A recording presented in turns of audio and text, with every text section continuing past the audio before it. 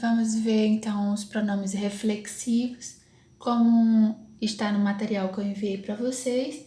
Os pronomes reflexivos em inglês, eles são termos utilizados quando uma ação praticada pelo sujeito incide sobre ele mesmo, né? Então, aqui já estou apresentando aqui para vocês os pronomes reflexivos. Cada pessoa, cada pronome pessoal tem o seu pronome reflexivo, né? Porque o reflexivo ele tem que concordar sempre com o sujeito em referência na frase, ok? Por isso que cada pessoa tem o seu, né? E aí ele é formado também ele é construído pelas terminações self para as pessoas do singular. Então nós temos a, you, he, she, it, que são as pessoas do singular. Então daqui para cima ele tem a terminação self. E as três pessoas do plural, you, we, you e they, nós temos a terminação selves, porque tem o plural, certo? E aí, entrando já direto nas características, nós vamos ver a função reflexiva, que é uma das características dos pronomes reflexivos. As características, elas acontecem de acordo com a posição do pronome reflexivo na frase. Então, a função reflexiva, como o nome está dizendo, significa que a ação do verbo vai recair sobre o próprio sujeito da frase, né? Então, nesse exemplo aqui, I hurt myself during the game last night. Eu tenho o sujeito I e eu tenho o verbo de ação machucar-se. E como eu estou com o sujeito, a pessoa em referência é I, eu tenho que fazer a concordância. O reflexivo de I é myself, então eu usei myself. E aí eu digo, I hurt myself during the game last night. Significa, eu me machuquei durante o jogo a noite passada. Então, quando eu digo eu me machuquei, está indicando que a ação do verbo machucar-se recai sobre o próprio sujeito, certo? Aqui no outro exemplo, eu tenho Helen cut herself in the kitchen this morning. O verbo to cut, que é o verbo cortar-se, e Helen, que é o sujeito, terceira singular, equivalente a she. Então, eu usei aqui o reflexivo herself, porque eu tenho que fazer a concordância com o sujeito em referência, certo? O de she é herself. E a tradução da frase ficou, portanto, Helen se cortou na cozinha essa manhã, ok? Então, o significado, quando a função tem essa função, quando a característica é da função reflexiva, o pronome reflexivo ele costuma ser traduzido como me, se, lhe, depende do pronome usado, certo? Ele tem esse significado, vocês vão ver lá no material em PDF também que eu mandei para vocês.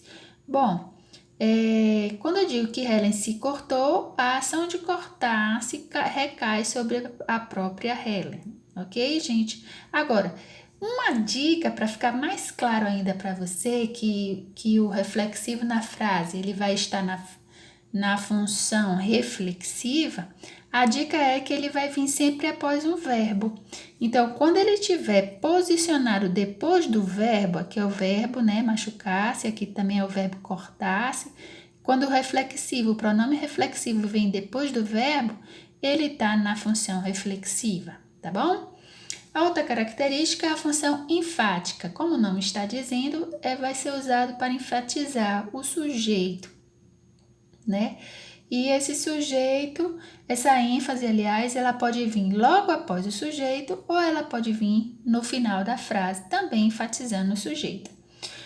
E aí nós temos dois exemplos. I myself drive my car. Eu mesmo dirigi meu carro. Veja que agora a tradução já vai ser de mesmo ou mesma, próprios ou próprias, né? Dependendo se for singular ou plural.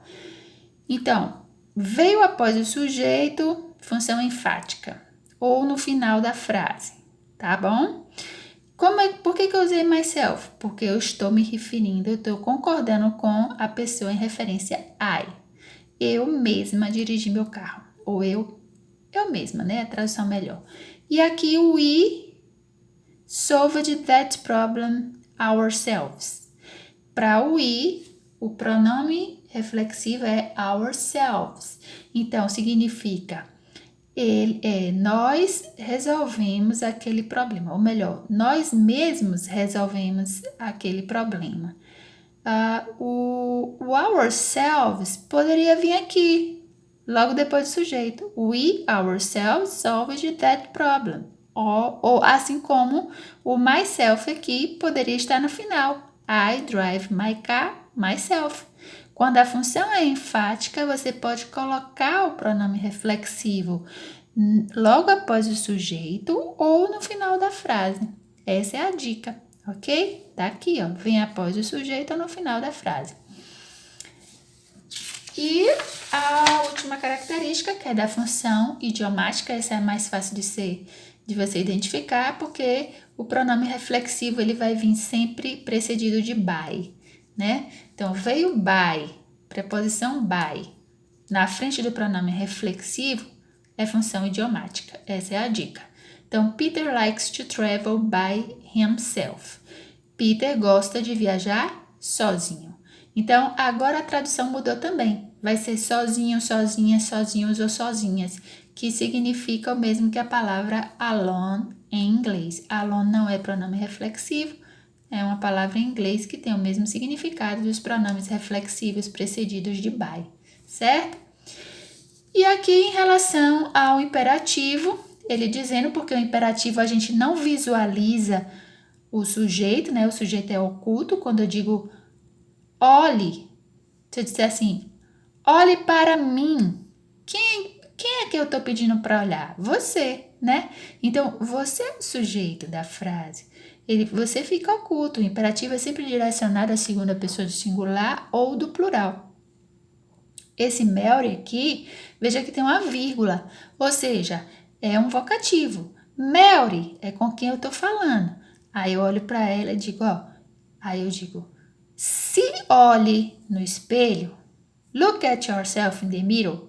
Como Mary é uma pessoa só, está aqui na segunda do singular, you, portanto, yourself, tá? Já nesse outro exemplo, eu disse crianças, vírgula, vocativo aqui. Crianças são várias crianças. Com quem eu estou falando? Então, são vocês, crianças, com quem eu estou falando. Porque o imperativo é sempre com quem se fala. Então, eu estou falando na segunda do plural, portanto, yourselves. Enjoy yourselves, ou seja, divirtam-se. Ok?